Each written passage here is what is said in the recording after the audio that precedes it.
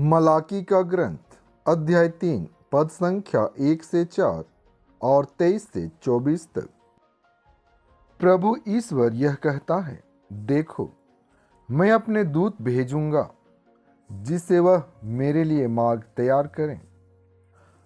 वह प्रभु जिसे तुम खोजते हो अचानक अपने मंदिर आ जाएगा। देखो विधान का वह दूत जिसके लिए तुम तरसते हो आ रहा है। कौन उसके आगमन के दिन का सामना कर सकेगा? जब वह प्रकट होगा तो कौन टिकेगा? क्योंकि वह सुनार की आग और धोबी के राख के सदृश है।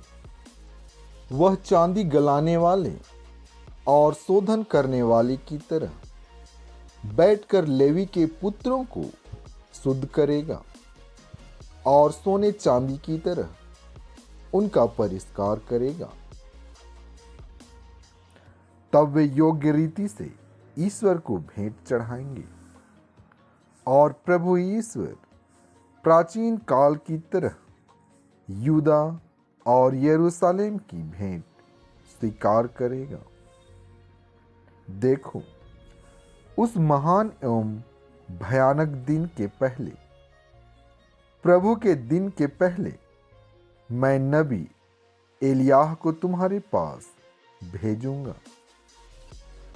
वह पिता का हृदय पुत्र की ओर अभिमुख करेगा और पुत्र का हृदय पिता की ओर, कहीं ऐसा ना हो कि मैं आकर देश का सर्वनाश कर दूं।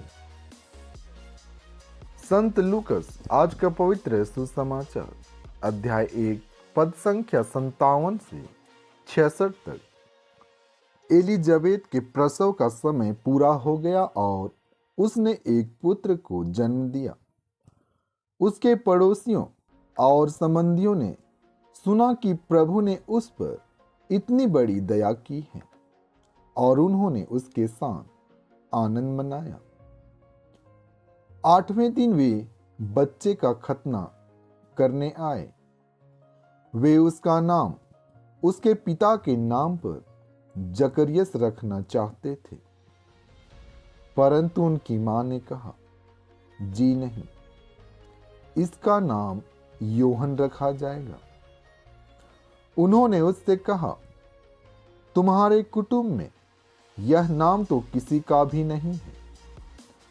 तब उन्होंने उसके पिता से इशारे से पूछा कि वह उसका नाम क्या रखना चाहता है।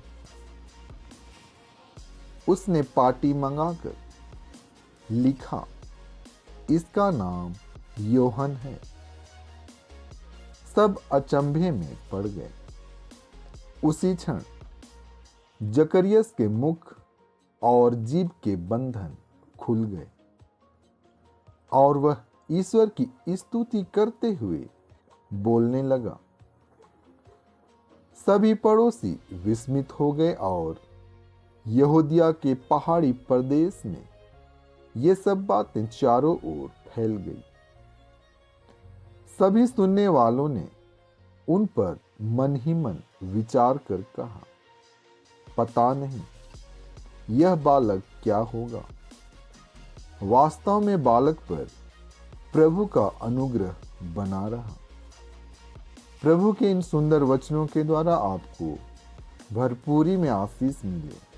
आमीन।